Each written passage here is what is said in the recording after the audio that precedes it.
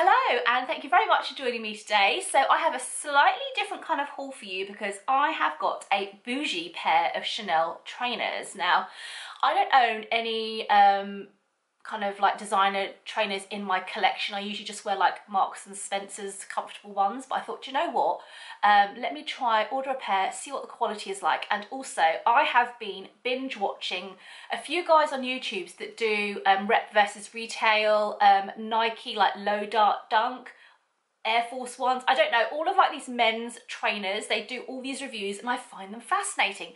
They're not that I'm ever going to wear any of the styles, but I find it fascinating the amount of depth and knowledge they have about these trainers. So I thought I would get a pair in, we'd go through it together so that if you possibly are on the market for buying a retail version, you will know in terms of like having a rough legit checking guide what to look out for and key tells and things like that.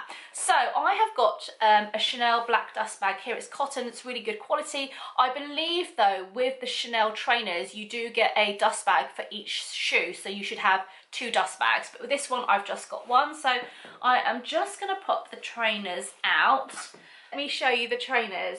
So here you go. They are a pair of white Chanel CC trainers in soft leather with the grey suede along the bottom, and in the midsection here and at the front there is a kind of satin material. Inside here you have all the kind of usual kind of things to help it retain its shape in transit. I have got a spare pair of laces. I'm just looking at the suede. Now, I don't know if you have suede shoes at home, but normally when you run your finger one way, the suede is quite lively, it kind of stands up or brushes up, and then when you rub it the other way, it smooths down. Now, this suede is actually quite flat, there isn't much movement. In terms of branding on the shoe, I think the branding at the base here on the rubber tabs at the front, they look very good, the branding looks strong. And then if we look at the double CC in black on the shoelace section, this one looks good. This one could definitely be done better, and it definitely would be a tell. There's a slight smudge to the bottom of the C. So yeah, I mean, you literally have to be this close to it to see it. I think on foot you're not going to pick that up. And then also the fabric stitch tab that goes into the insole, into the base of the trainer. I would say the lettering looks a little bit too stretched. And you can notice it more on the circle with the CC in the middle. And then if you look at the size tab, you have a code, and I believe it has the right digits. It also has your size, your EU size at the end as a separate number. So mine's 38. And then you have made in Italy. Now this is actually true to retail, so it looks like it's a very thin white adhesive tab, but it's in silver font as well, silver lettering, which is true to retail. The insole at the top there, I don't know if the camera is going to pick that up, has a kind of crisscross pattern. Now I couldn't find any pictures of the insole, so I can't tell you whether that's true to retail or not. And then let's have a look at the outsole. So the outsole, I've compared it to retail, looks really good. So the branding on here is in the correct position. It's meant to be black, CC, slightly tilted on either side. Let's do the squeeze test. So when you get a shoe, if you squeeze the front part of here, kind of like just past the toe box in the middle, the shoe should remain firm. You shouldn't be able to squeeze it. The shoe shouldn't kind of squeeze on itself like a sponge would. So let's give it a squeeze test. Yeah, I'm not having any kind of give there. It is very firm, it's solid. I know actually they do 2 versions of this shoe. They do a slightly more reflective one, and on the reflective one you get this kind of panel that runs all across here, across the front, and then if you're running in the dark and say like you've got like car headlights on you, it actually reflects. But there are 2 versions. Another thing to look out for, which I've noticed, is this small midsection here in the midsole is meant to be kind of like a creamy colour, and then the rest of the midsole out to here and here is like a white, so it's got white and cream, and you have that kind of contrast.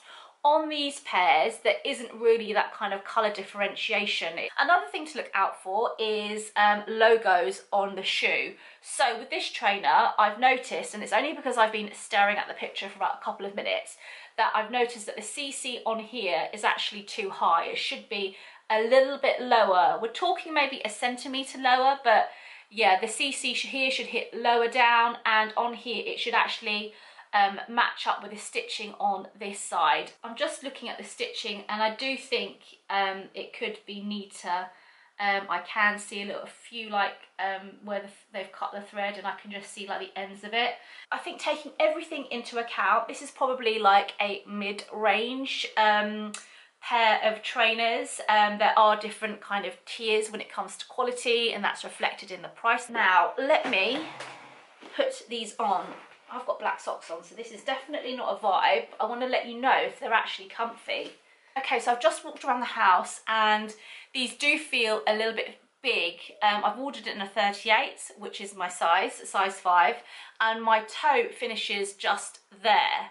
So there is a little bit of wiggle room. So if you like to wear like thick socks, then you know, go for this size. But I don't know, you might want to size down half a size, I think, because I can, yeah, I would, if I were to order these again, I would get them in a half a size down. They're really light, so I put them on my feet, and they're not heavy. Like some of the trainers I have, they're really heavy, and you know that you're wearing trainers. It feels like you're like doing work, lifting like each foot up. But these are really light on the foot. I can't report to you how comfortable they are because I need to wear them for like a prolonged period of time. Don't you just love it when you put on a brand new pair of white trainers? I always think that they look phenomenal. A tip actually for wearing trainers and jeans or jeggings like I am today is always hike these up a little bit, so you've got a little space between the end of the jegging and the shoe, so you just have a little bit kind of like ankle cleavage. I don't know how to best describe it, but it just kind of breaks it up and you can show off the shoe. They are very, very light, but that's the kind of side profile, the fronts, the backs, and then the bird's eye view. I think that the satin on here, you can see already it's creasing a little bit, but I think that's just the nature of the fabric. So let's come over here where it's a bit lighter. That is how they look on foot. Yeah, so all in all, I don't think these are too bad. I would say they were kind of like mid-tier quality. The proof will be in the pudding when I actually wear them on a day-to-day basis to see how they kind of stand up over time, and wearing them in terms of how comfortable they are. I'm not getting any rubbing or any pinching on my feet, which is good, and I have wide feet, so that's definitely a good thing. Don't you just hate it when you get shoes and you have to wear it in? It's just like ag. So I hope that you enjoyed this video. I hope you found it useful, got some useful tips and tricks. If you've got any questions, then give me a follow and send me a DM on Insta. My handle is Sammy Instaglam, and please do subscribe if you like watching these types of videos. Have a lovely day, and I'll see you in my next one. Bye bye.